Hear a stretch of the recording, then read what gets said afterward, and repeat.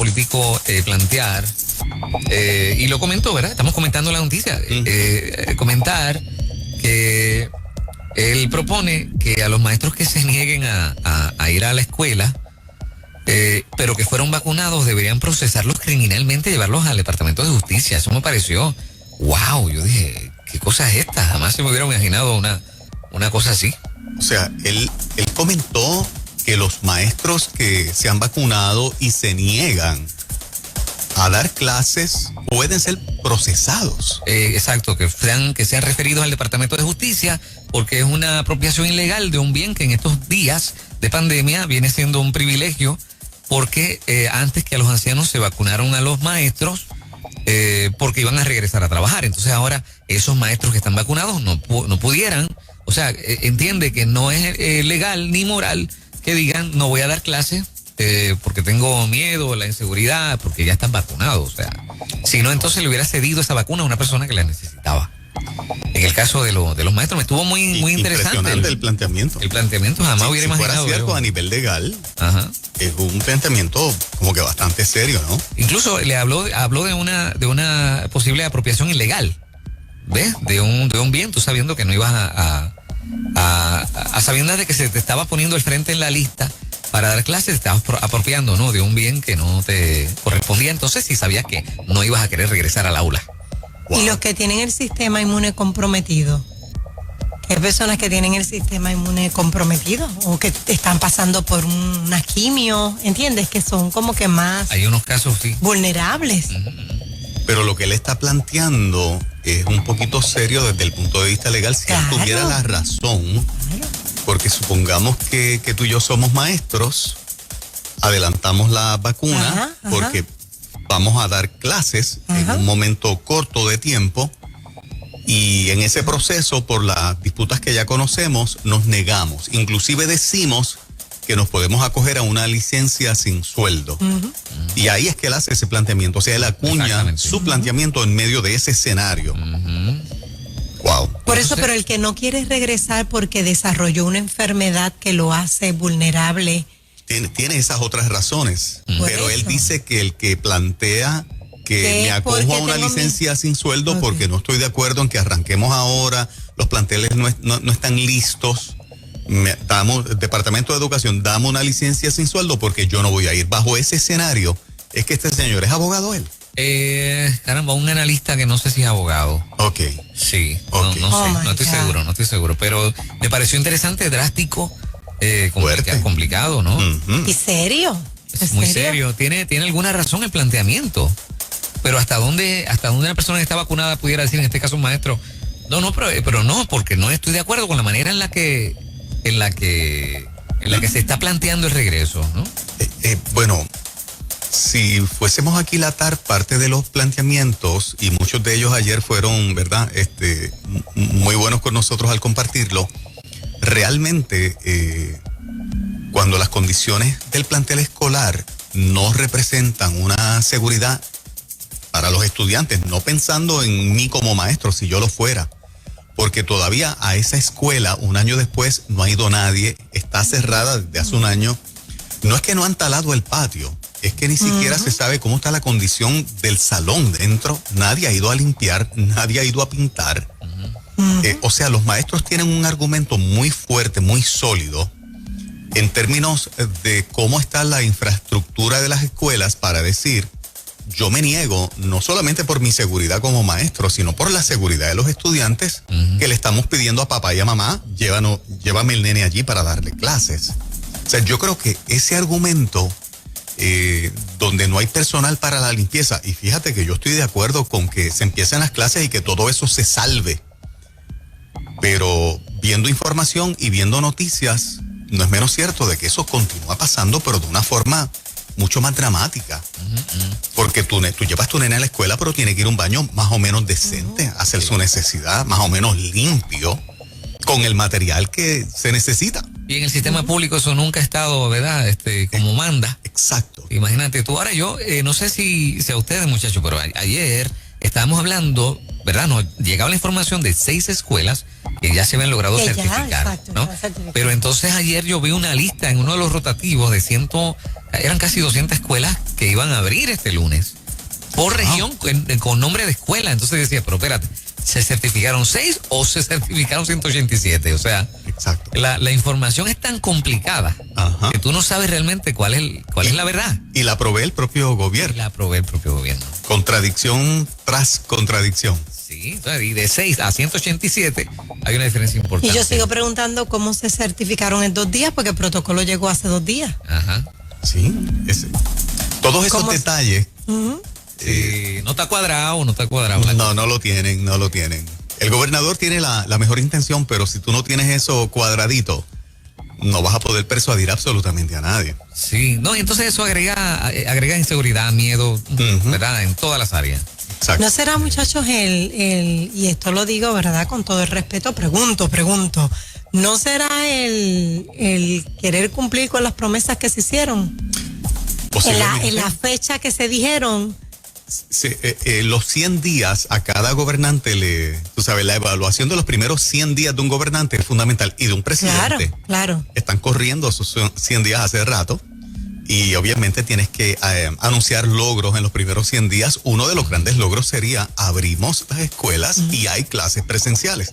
Sin duda juega un papel fundamental. Aparte, de buena tinta recibí el comentario, que también se ha comentado en otros medios, de que hay fondos federales que se pudiesen perder si se mantiene todo online, porque las escuelas continúan cerradas. Entonces, cuando el Estado, por las razones que sea, tiene interés de no perder esos fondos federales que se asignan para educación, pues hay que abrir también, ¿no? O sea, esa es otra presión que el gobernante tiene. Pero no está mal que el hombre quiera cumplir con su promesa, porque Claro para que eso no está mal.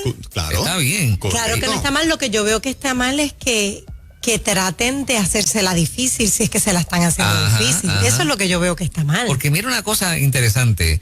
No es que Pierluisi dijo hace 2 semanas que había que reabrir, desde antes de que ganara. Pero si tú cuentas desde que ganó, en noviembre, estamos hablando de que el Departamento de Educación tendría prácticamente 3 meses y pico, 4 meses para prepararse. No creo que haya una excusa real. No, que no da tiempo porque de un día tú escuchas mucha gente decir, no, porque de un día para otro quieren abrir. No es de un día para otro.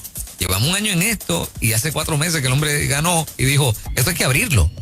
El punto importante en eso, estoy totalmente de acuerdo contigo, es que si a ti te eligen gobernante y tú conoces el monstruo de educación, porque Pierluisi lleva 30 y pico años en la política, ¿ok? No es un nene que llegó ayer. Sabes que la primera reunión que tú tienes que hacer es con la gente del Departamento de Educación para que te monte el equipo que va a acondicionar las escuelas. No hay que ir a Harvard para eso.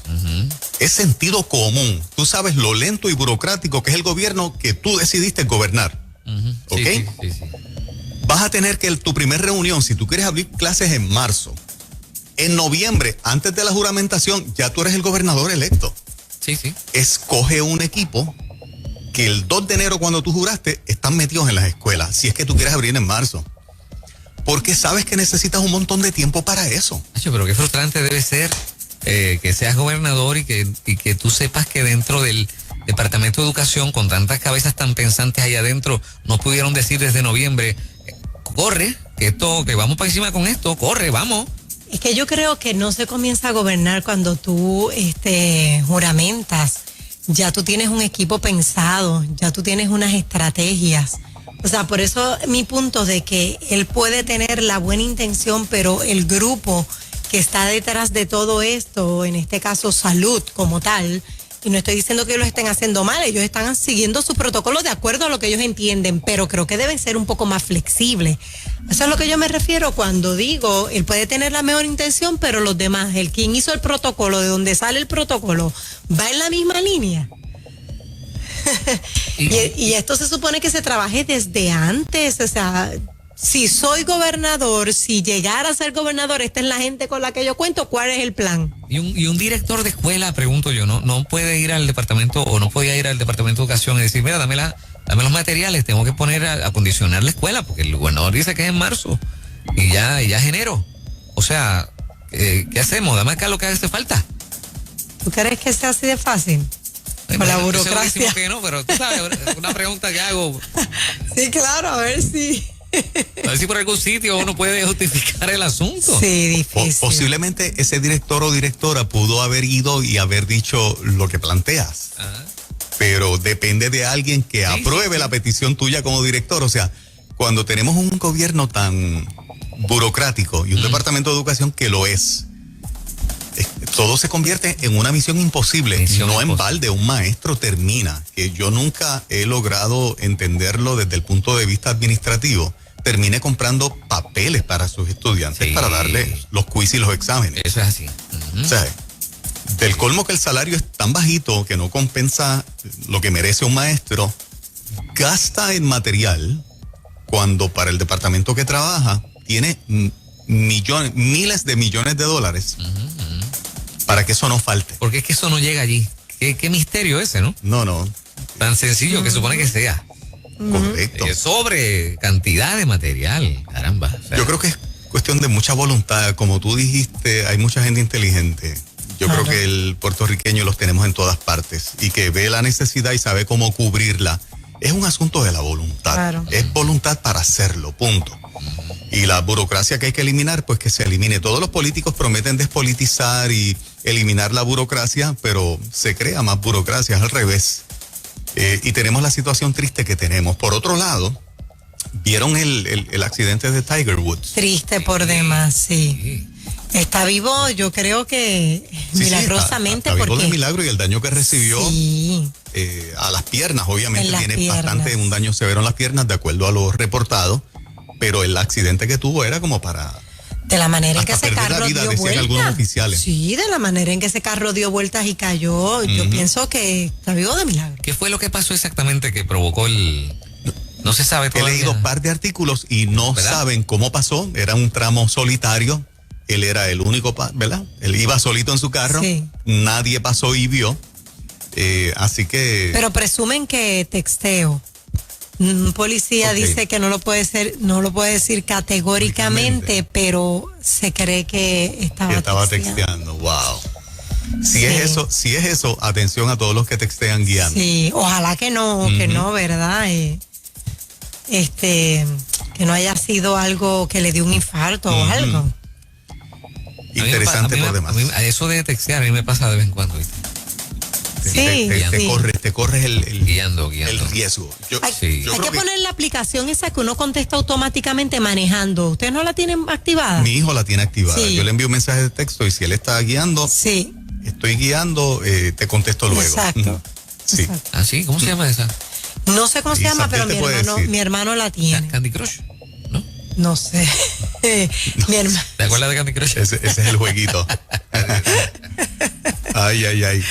Bueno, ojalá y se convierta en ley el proyecto que protege las pensiones. La pensión digna, por lo menos por lo que estuve leyendo, no es otra cosa que un proyecto precisamente para que la Junta de Control Fiscal, que le ha dicho a la legislatura, legislen para bajar las pensiones de acuerdo a lo que ellos proponen. Este proyecto es para que no se toquen las pensiones, ¿verdad? Ya la Cámara lo aprobó, pasa ahora al Senado. Por alguna razón piensan que Pierluisi lo puede vetar y, ¿verdad? Se está pidiendo al gobernador que tan pronto llegue el proyecto allí y lo firme, protegiendo la pensión como está de los pensionados actuales. Pero la Junta dijo que eso no va. Eso es lo interesante, o sea que la Junta pues asume la posición que ellos entiendan, pero yo creo que nuestros políticos en esa parte de defender a los pensionados es la posición correcta. Se despilfarran demasiadas cosas para venir a quitarle un peso a un pensionado. Se despilfarra demasiado todavía en nuestro gobierno y en nuestro país para tú tocar y decir, bueno, como tenemos que pagar deuda, bajemos las pensiones. Pero el mollero de nuestros políticos será tan fuerte como para doblegar a la Junta. Bueno, están diciendo algunos políticos que están dispuestos a ir hasta las últimas consecuencias a nivel legal para ganarle ese round a la Junta. La Junta amenazó con que si se convierte en ley, pues yo no le hago caso, porque es la potestad que tiene la Junta, ¿verdad? Dado por la ley promesa. Pero los políticos dicen, vamos hasta las últimas consecuencias defendiendo a los pensionados. Escuché a alguien decir que si iban a los tribunales podían perder, pero si iban al Congreso podían salir bien con ese pleito. Ojalá y sea así. Yo estoy totalmente de acuerdo en que una persona que ya es pensionada del gobierno después de haber dado gran parte de su vida, Óyeme. que muchos de ellos tienen una pensión bajita, se las tienen que ver bien difícil para sobrevivir. Hay un sector que tiene, pero no es el mayor, que tiene una buena pensión por las posiciones que ocuparon y los salarios que tuvieron, pero la mayoría no. Entonces, en ese sentido, pues, tú quitarle un pesito a un pensionado, habiendo tanta grasa que se despilfarra, me parece totalmente injusto. Así que en ese sentido, pues, de hecho, la Junta anunció un acuerdo ahora de la deuda. Estoy coordinando con Gustavo tenerlo la próxima semana, casi lo tengo para hoy, pero tenía un compromiso y no podía, donde ya se bajó la deuda de manera dramática. Ayer llegaron unos acuerdos finales que se presentó ahora para la juez Laura Taylor Swain, donde se baja la deuda overall a 30 y pico mil millones. Antes eran 72. O sea, un Bajo de la mitad, ¿no? más de la mitad. Más de la mitad. Más de la mitad. Y eso es oficial. Bueno, no es oficial, es oficial el acuerdo con los acreedores. No es un acuerdo final porque la juez, Laura Taylor Swain, es la que finalmente, ¿verdad?, acepta si eso va a ser el acuerdo final. Ella es la que decide. Pero si las partes están de acuerdo, o sea, no debería ser el problema. Claro, sí. Bueno, interesante lo que sigue pasando en el país y nosotros estamos bien pendientes para compartirlo con ustedes. Yes. Eso es. 6:23 en la mañana. Pues en breve regresamos con un tema interesante. Bien bueno. Muchachos, así que, A ver. Papá van a participar. Vamos a ver cómo está la situación ahí.